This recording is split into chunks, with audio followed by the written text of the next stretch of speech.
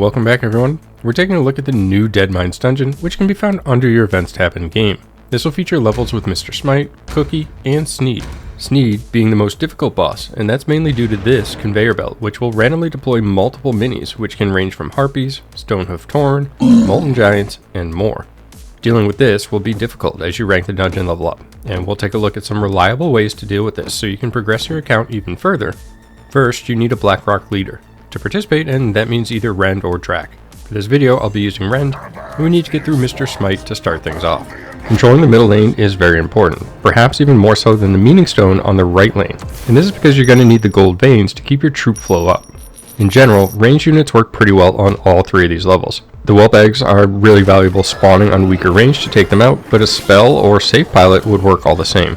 Global units are also pretty strong, and all three bosses seem fairly squishy once you're on them, so you can sneak Meeting Stones and or towers on all the levels easily as well. For Cookie, I've had the most success by taking all three towers when possible, and then giving one up later in the match to make a final push down the two lanes that I still control. Doing so after the AI spends all of their gold is pretty important. Reason for this is because on this map, they tend to dump all of their gold at once with a massive horde or clump of minis. So you can basically move around them and finish the boss off before they get to your base. Alternatively, you could face them head on, but it'll likely slow your clear speed down, and we want to clear this as many times as possible to get all those sweet bonus levels. The conveyor belt is everything for Sneed. Carefully placed whelp eggs with a well-timed Drake or even Rend can wreck the freshly spawned minis from the enemy. If you get this down, you'll make easy work of this level, but if you fail to do so, you might even lose. Reserve your global units for once the conveyor belts units are cleared, and you can basically use burst windows to take out Sneed. So let's go ahead and take a look at the minis within this deck, and don't worry that a couple of them are blocked. I'm going to put them all up on the screen right over here, and of course we're going to be using Rend, which is the leader that we mentioned, and you could use similar units as well if you're running a Drac version. Rend is going to be mounted at first and do some elemental damage, has some splash damage to it as well. Flying units are just really strong in general in these three particular levels, so you get a lot of value out of this. When he's dismounted, still a decent tank and obviously capable of dealing some damage as well.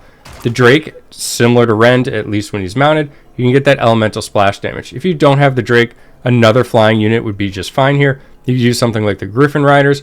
A Pyromancer would be a ground unit, but still has that splash damage effect, would be a little more vulnerable, and it's nice to have that range component because there are things like Molten Giants as well as Stonehoof Taurens, but you could still get through the levels, perhaps not climb quite as high if you don't have all the perfect units, but you may still tweak this as well. So there's a few options there. You're really just looking for something with splash damage.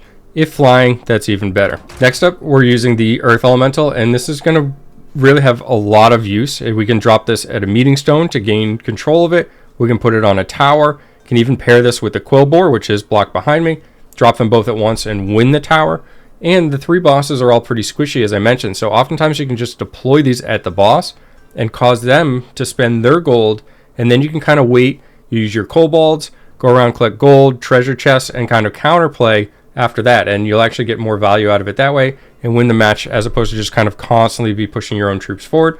So deploying this just to kind of be a distraction often works as well, but you'll do a lot of damage to the boss with this and then sending the Quillbore after. The whelp eggs are up next, and these work really well for deploying on the enemy backline. You can draw some attention, also pick off some of those units. If you don't have these, the safe pilot is a great choice. You could also replace this with a spell and basically do the same thing, just picking off the weak units and back, freeing up your tank units to kind of work on the front line. The Stonehoof Tauren is an excellent choice. This has a cost of 4, which is pretty well balanced for this particular deck, which has an average cost of 3.6. If you don't have this unit, I would recommend using the Harvest Golem, which is a little bit cheaper. The Ghoul may be a little too cheap, but if that's your only option, that's fine as well. And the Footman may be too expensive, so look for something that's kind of in a mid-range cost here. Abomination would certainly be a little too expensive for this deck in my opinion. So just look for a tank that you can deploy. The Wolf or Prowler would be another great option. So just something you can get out frequently. You're lacking tanks, especially when Rend is mounted. So you want something that you can consistently get out when needed, protect your own base. And provided you get your own base protected in these three levels, you can typically be on the offensive after that.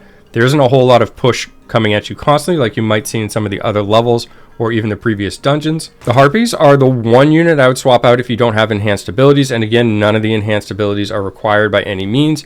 But if you don't have the ability Trinket Collectors, where you actually mine gold as you go by, I would swap this out again for something like Griffin Riders. You could even use the Troll Bombarder, anything that's going to be aerial and have the capability of damaging the ground units would be really strong.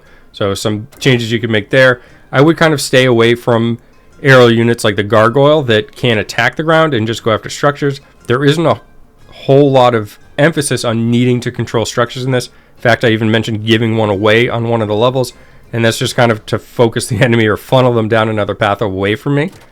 Lastly is the Quillbore. This could easily be replaced for the Global Skeletons. Anything like that, you're just looking for another troop that you can drop on meeting stones, drop towards the boss to assist in damage.